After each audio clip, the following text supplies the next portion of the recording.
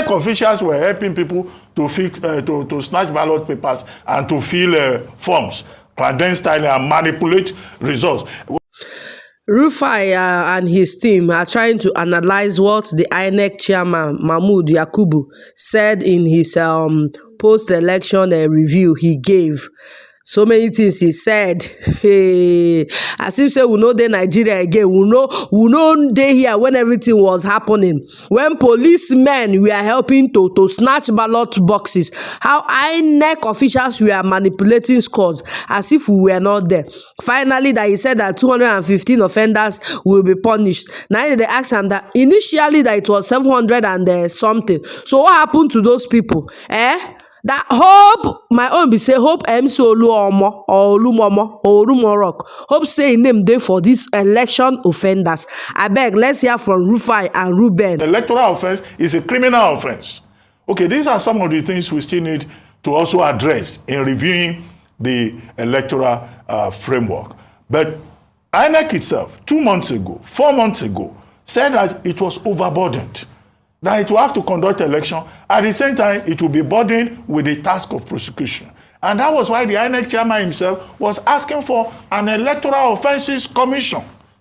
And which was why I argued earlier that this 10th National Assembly, that's one of the things it will have to address. And many of the other recommendations are as contained in the Waste Commission report, which nobody has acted upon. Because Nigerians would like to see those 215 offenders prosecuted and sanctioned, including INEC officials and their ad hoc agents. And how did the number reduce from 774 that the legal advisor of INEC told us 2 months ago? How did it come down to 215? Did the police choose to just forgive some of the offenders? Yes. Or they could not establish any prima facie case against them, as it were?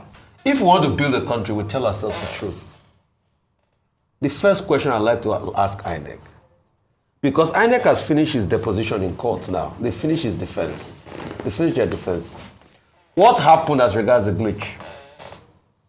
Is it also part of their review? After the defense, we did not even see. So now I'm as confused as the first time they talked about the computer glitch. Because after the defense, I have not seen anywhere the real reason for the glitch was talked about and where it was enunciated, a technical report on the glitch. Secondly, INEC said the police sent forward 215. I laugh. Same police that a police chief was coming to defend somebody that made a very, very incendiary statement. Same police chief defending him on live TV. So is it the police that wants to help prosecute electoral offenders? Did you also see the part of the report that said the police watched on as ballot boxes were snatched? Didn't we see on live TV that day and I came and I challenged the police here? Was it in Lekki or around that area, Ekate, where people were taking ballot and the police officer was just looking? And the police spokesperson said it was just one officer, he couldn't challenge them in return. Didn't we see how police officers were taking ballot boxes away in rivers? Didn't you see the video? Absolutely. So it's the same police that want to give electoral offenders to INEC to prosecute. We are joking. And why do lawyers even have to prosecute pro bono? Can't INEC put some money aside for its own litigation in its budget every year? How is he spending his own money for litigation? You see, the reason why we talk about election review and nothing happens is because personal interest is more than institutional interest. It's as simple as that. And it's not today we've been hearing about cases like this. As long as you have a personal interest that overrides institutional interest, our institutions become suspect and they're easily swayed. And that's why to defend our institutions become problematic. If we want to make elections work, the day the key stakeholders in Nigeria decide to have free and fair elections, we'll have free and fair elections. As we speak today, we have not decided. And that's why it's still about who can manipulate the system better. Right. Also, Electoral Offenses Commission, I think even the first step of the review is INEC going back to the Waste reports. Till date, we've been talking about Electoral Offenses Commission. Since the Waste report, we forget in a hurry, the Waste report was 2008, 2009. And today we have not done anything. It just shows we are not ready. All right. Also, the electoral laws that we have seen many lacunas.